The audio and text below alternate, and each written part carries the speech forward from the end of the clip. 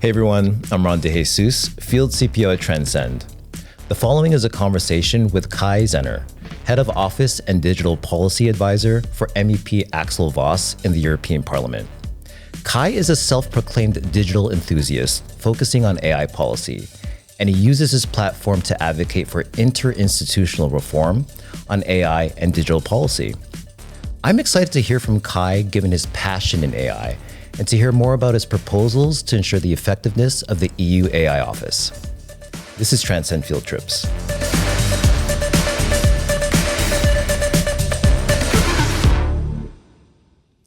Kai, thank you so much for joining me in beautiful Brussels. I saw that you were at the IAPP conference yesterday on a panel.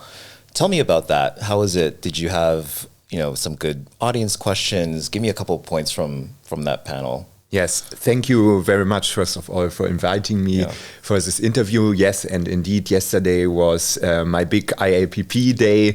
I really like it there because the AI governance bubble is growing, Absolutely. and a lot of friends and colleagues were there. Our session yesterday was on AI Act and advertisement, so a rather specific topic, and the questions were mainly about Gen AI, what does it mean, subliminal techniques, so how AI can maybe further increase certain privacy problems and so on and so on. Nice. So it was a rather specific topic. And this is one of several events you've been speaking at. I read your blog recently. You've been at an incredible amount of events. You did 19 in May alone.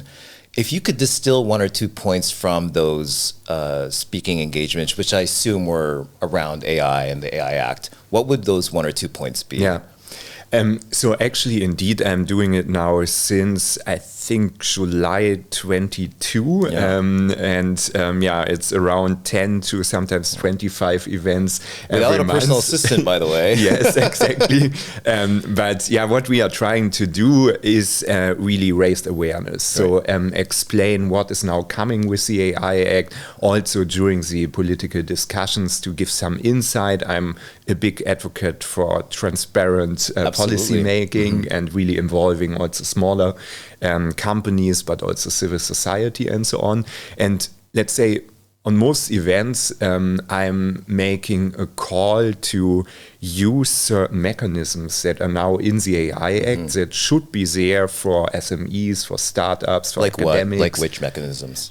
For example, the advisory forums, the scientific panel where they could join. There are regulatory sandboxes where the enforcement bodies and the smaller market players could join, work together to get compliant. And also they can provide a lot of input, use cases, best practices to the Commission, to national competent authorities, because without those input, the AI Act will not work. It's too vague right now. It's really necessary that this secondary legislation is filled up. And my call on all those events is always, look, industry, you wanted more rights to participate, to get involved. Now you have it in theory. Please use it. Right. As an operational privacy professional, I absolutely agree. We are looking for that guidance, and we're looking for that advice from regulators around how do we operationalize and implement an act that is still, to your point, pretty vague. You mentioned transparency, which is absolutely key.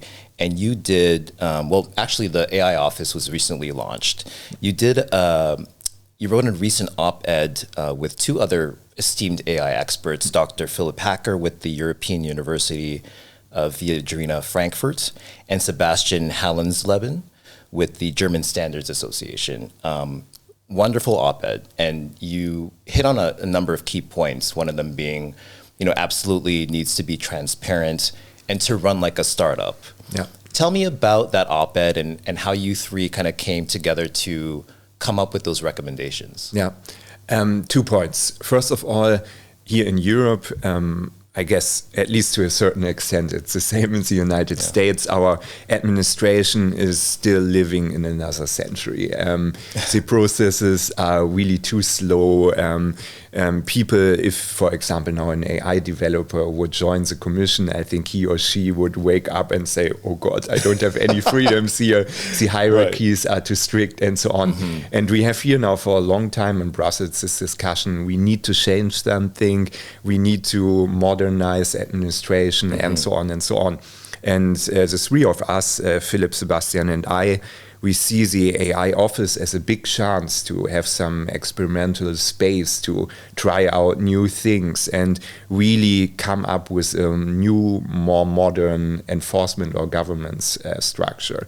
And so this was, let's say, the theory behind it. The practical point why we wrote this article was that the Commission was rather behind and not really transparent in how they are building up now the office. The announcement was coming 1 week after our article, and we wanted to push. And I don't know if that was coincidence or just we had the feeling that it was coming soon, but what we wanted to do is really present an alternative version of how it could be.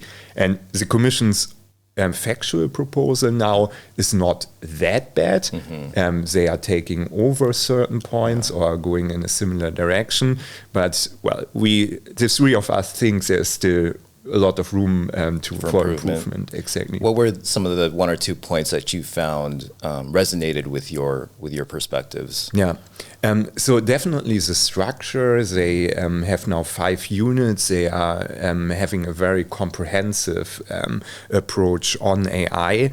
And you see also with a special advisor, technical advisor, chief technologist is I think the name, they are going in a good direction, that they are becoming aware that they cannot do everything by themselves with EU officials or with AI policy experts like myself. They really need technical people. Right. So this is already going in a good direction.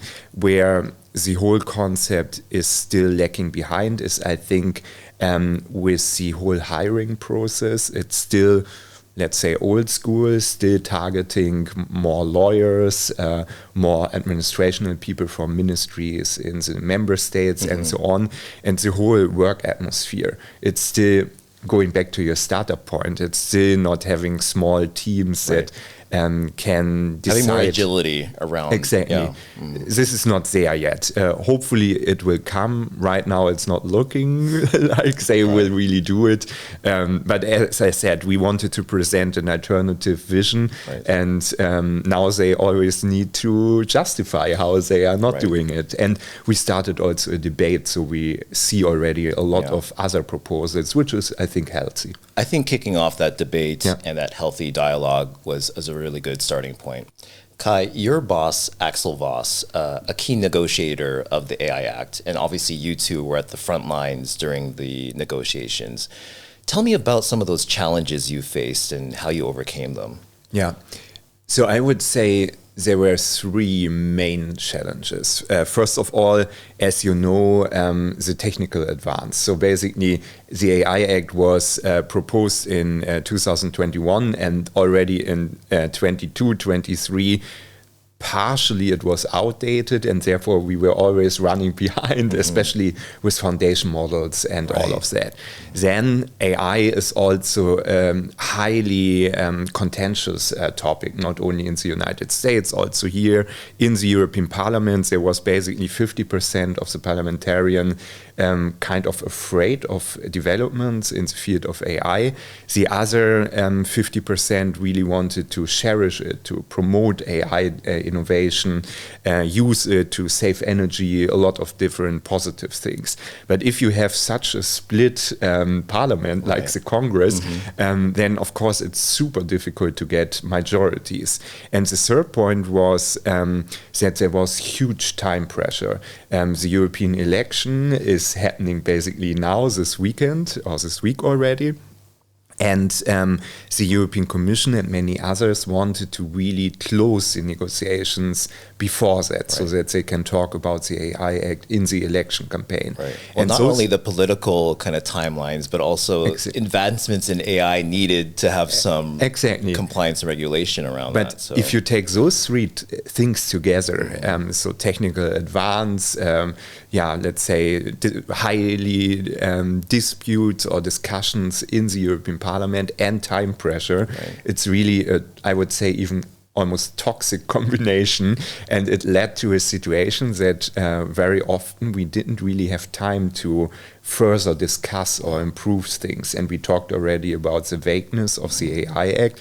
It's unfortunately one of those downsides of the negotiations that, we should have maybe discussed 2 months more, but time was running out. And maybe topical was fundamental rights and remote biometric identification, facial recognition, one of those super big topics, and the other topic, Gen AI, which was coming later on in, that were probably the 2 most contentious topics that we discussed. Wow. I think it's an incredible, unique opportunity to be part of those negotiations for such a watershed act like this. I know as an operational professional now, it's up to us to take this AI Act and make sure that we up-level our compliance programs. But Kai, thank you so much for being here. It was extremely elucidating for me to learn more about your perspectives on the AI office and how you got to a compromise on the AI Act. Thank you so much. Thank you. Thanks for watching this episode of Transcend Field Trips. I'm Ron DeJesus. See you out in the field.